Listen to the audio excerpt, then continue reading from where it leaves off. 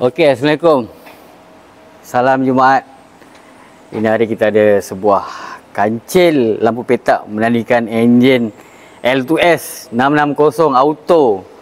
Okey, owner ni cerita dia call kita, dia cakap rumah dia dekat lantai penuh dengan air. Dia cakap bila jalan, air tu tak nampak keluar, bila parking saja air keluar. Rumah dia ni dengan bengkel kita dekat je, tak jauh. Jadi kita bawa tong air pergi rumah dia untuk top up air. Dah sampai bengkel, kita dah diagnose, kita dah cari masalah apa air.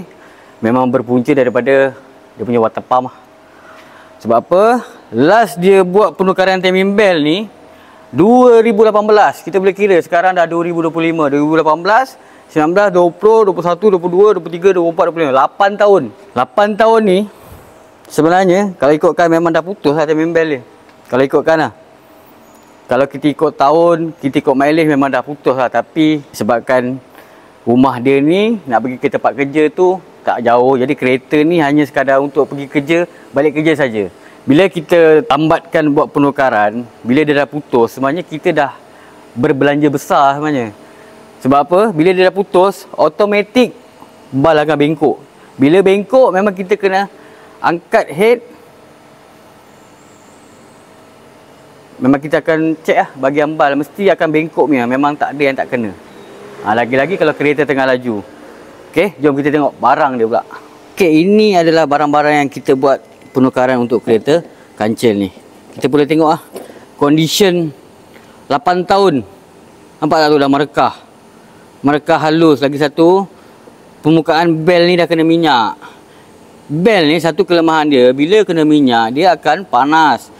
Bila panas dia akan mengembang bel ni. Bila mengembang, untuk putus tu memang 100% memang akan putus. Sebab apa? Ini bel, dia bukan timing chain, dia bel. Jadi bel ni dia tak boleh kena minyak. Ada setengah yang timing bel yang kena minyak, tapi untuk kereta-kereta yang macam ni, dia punya bel memang tak boleh kena minyak. Bila kena minyak, dia akan putus. Kalau video saya sebelum ni cakap apa? Kalau buat penukaran timing belt, jangan sesekali water pump pakai balik. Ini kita tengok condition 8 tahun punya water pump macam mana Dengar lah tu. Ni. Ini baru saya pusingkan dalam kereta agak-agak macam mana bunyi dia. Jadi sebenarnya kereta ni bocor dia. Satu dekat kawasan gasket ni, yang kedua kawasan dia punya puli ni. Kereta berjalan, water pump ni pun ikut berpusing. Jadi bila dia dah ada free macam gini, air keluar ikut tepi ni memang banjir lantai. Jadi tu tujuan dia bila saya cakap bila buat tukar timing belt, perlu kita tukar water pump sekali. Bukan kita tukar timing belt, water pump kita pakai lama. Tak boleh. Ni dia punya bearing dia. Dengar tak tu? Maksudnya bearing ni pun dah bergoncang. Dah kasar. Yalah sebab dah 8 tahun. Kan? Kalau setahun tu mungkin okey lagi, dah 8 tahun. Jadi itulah tujuan kita kalau buat penukaran timing belt. Kita akan tukar timing belt set, water pump, bearing.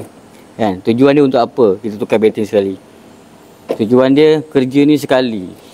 Tak ada 2-3 kali. Tu tujuan dia. Satu kereta ni pun kalau kita tengok bahagian radiator dia, nampak tak ni? Ni karat lama sebenarnya. Ni karat. Dia punya radiator ni pun ada bocor juga. Jadi dah halang kita buat sistem air, kita cek sekali menyeluruh. Macam ni kita dah jumpa dia punya radiator ada bocor. Lagi satu, pipe water pump ni pun ada bocor, tapi pipe water pump ni bocor halus. Bila kita flush, kita nampak ada bocor. Jadi kita tukarkan sekali untuk mengelakkan kerja 2 kali lah. Jadi peringatan saya untuk kat sini, tukarlah ikut mileage ataupun tahun yang ditetapkan. Kalau tahun 3 tahun, kalau mileage 80,000. Dah sampai mileage tu jangan pula tukar satu-satu. Sebab benda ni sekali. Kita dah buka, kita pasang dia, benda ni sekali jalan je. Macam contoh ada penambahan lain macam radiator ke, pipe water pump ke, hose-hose tu lain lah cerita. Kalau untuk timing belt set, ni barang-barang dia perlu ditukar. Jangan sesekali pakai barang lama. Semua kalau boleh tukar baru. Barulah kita dapat nafas yang baru. Right? Kereta pun Kita dah running, alhamdulillah tak ada leaking. Enjin pun kita cucikan sekali. Sebab apa? Kita nampak dia punya setup ni masih original lagi daripada L2S. Setup dia. Jadi kita nak nampak dia lagi macam menarik bila kita tengok dia, kita cucikan sikit lah. Kalau ikutkan memang kereta ni memang penuh dengan minyak lah. Minyak leaking sana sini. Jadi kita cucikan. Bila owner tengok, wah, nampaklah wajah baru. Jadi kita yang buat ni pun rasa yalah puas hatilah. Okey, itu saja untuk perkongsian saya hari ni. Semoga ilmu ni bermanfaat. Assalamualaikum.